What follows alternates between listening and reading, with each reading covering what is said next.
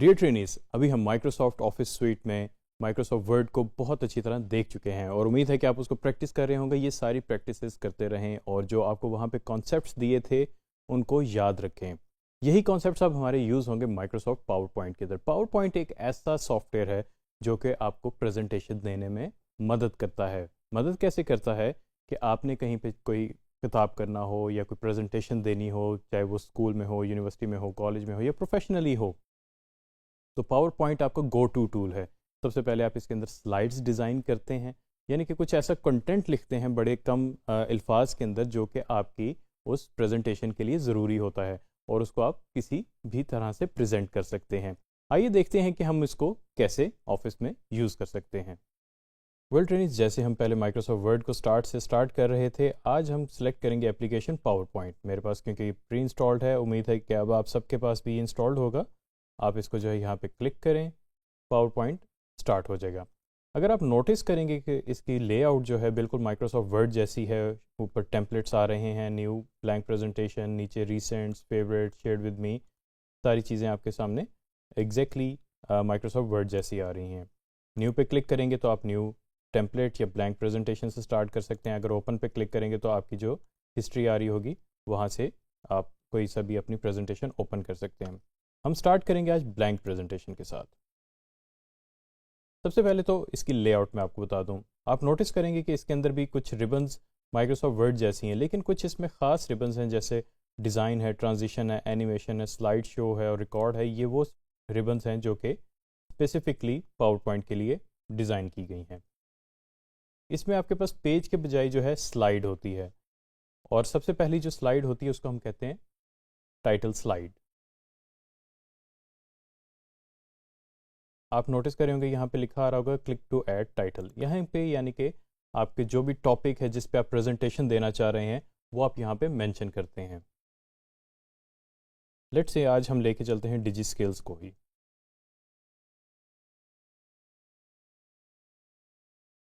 मैंने यहाँ पे लिख दिया है कि डिजी स्किल्स डॉट पी के, यानी कि जो प्रोजेक्ट है उसी के बारे में मैं आज आपको ये साथ डिस्कस करूँगा स्लाइड्स के अंदर। यहाँ पे इसके बाद आ जाता है उसका सब टाइटल, यानी सब टाइटल से मतलब है कि उसके बारे में थोड़ी सी डिस्क्रिप्शन कि ये क्या है। इसको हम लिख देते हैं a platform to teach people new skills. अब आप नोटिस करेंगे कि इसमें सिर्फ मैंने दो चीज़ें लिखी हैं, एक तो उसका मेन टाइटल, उसके बाद उसका सब टाइटल। इससे आपके जो ऑडियंस है उसको क्लैरिटी मिलनी चाहिए कि किस चीज़ पे आप बात करने लगे हैं और उसकी क्या मौजू होगा या उसके अंदर थोड़ी सी डिटेल आपकी क्या होती है। इससे उनको आइडिया मिल जाता है कि वो प्रिपेयर होते हैं मेंटली। आगे हम चलते हैं तो आप देखेंगे कि यहाँ पे लेफ्ट साइड पे जो है मेरे पास थंबनेल आ रहा है, ये इसी स्लाइड का।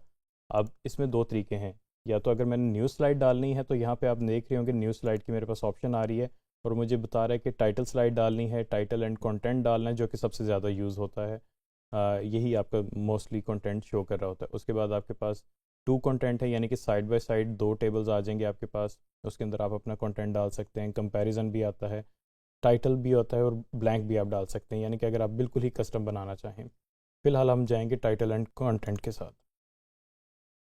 ये स्लाइड आ गई। इसके अंदर एक और तरीका है कि आप सिंपली इसमें क्लिक करके एंटर भी दबा सकते हैं, उससे भी आपके न्यू स्लाइड आ सकती है। बाकी कंट्रोल्स एग्जैक्टली वैसे ही हैं जैसे माइक्रोसॉफ्ट वर्ड के अंदर थे, यानी कि कंट्रोल सी से कॉपी होता है, कंट्रोल वी से पेस्ट होता है, रीडू अंडू, सही वही तकरीबन सारे शॉर्टकट्स हैं।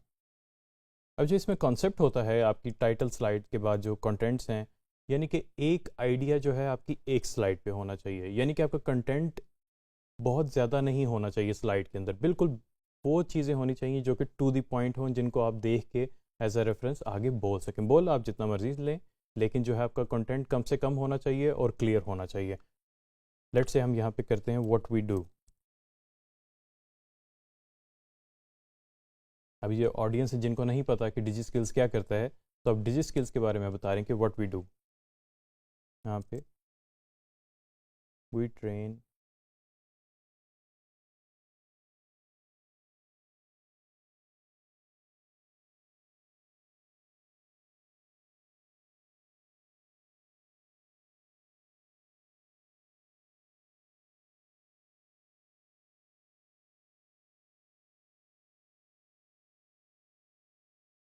अब ये आपके सामने मैंने एक छोटी सी स्लाइड बना दी है व्हाट वी डू। इसका मतलब है कि हम क्या कर रहे हैं, हम जी ट्रेन कर रहे हैं वीडियो कोर्सेज़ के ज़रिए, और जो है वो ऑफ़र हो रहे हैं, ऑनलाइन ऑफ़र हो रहे हैं, और उसके बाद जो है आपको सिर्फ एक इंटरनेट और मोबाइल या फ़ोन डिवाइस इस तरह कोई चीज़ चाहिए हो।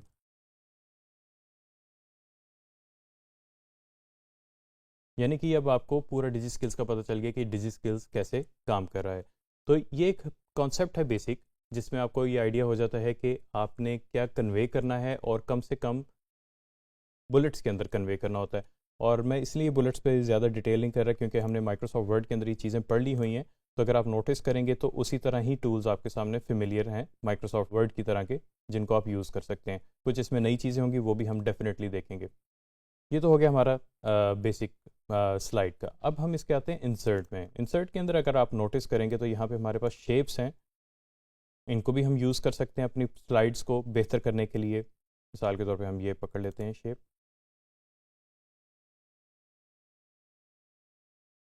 अगर आप शेप सेलेक्ट करते हैं तो उसके बाद आपके पास एक नई आ जाती है शेप फॉर्मेटिंग की। शेप फॉर्मेटिंग में आपके पास कुछ प्री डिफाइंड सेट्स होते हैं, कलर स्कीम्स होती हैं जो कि आप सेलेक्ट कर सकते हैं, या अगर आप चाहें तो अपना कस्टम भी कर सकते हैं। उसके बाद आपके पास ये शेप फिल है। शेप फिल में आप जो है शेप का जो इनसाइड का कलर है वो चेंज कर सकते हैं, और शेप का आउटलाइन जो है, इसका मतलब है कि उसके जो लाइन बॉर्डर और जो शेप फिल होता है इसमें अलग होते हैं। तो उसका बॉर्डर का कलर कुछ भी कर सकते हैं। मिसाल के तौर पे ब्लैक है, मैंने ब्लैक कर दिया। अगर यहाँ पे आए तो आप इफ़ेक्ट्स जो हैं इसके डाल सकते हैं। अगर 3D इफेक्ट डालना चाह रहे हैं, 2D इफेक्ट डालना चाह रहे हैं, जिस तरह का भी इफेक्ट डालना चाह रहे हैं वो आप यहाँ से प्री डिफाइंड से डाल सकते हैं। इसी तरह अगर हम मज़ीद इंसर्ट में जाएँ तो हमारे पास आइकॉन्स की भी ऑप्शन आ जाती है। आप आइकॉन भी डाल सकते हैं अपनी ज़रूरत के मुताबिक। इसके लिए आपके पास इंटरनेट होना बहुत ज़्यादा ज़रूरी है।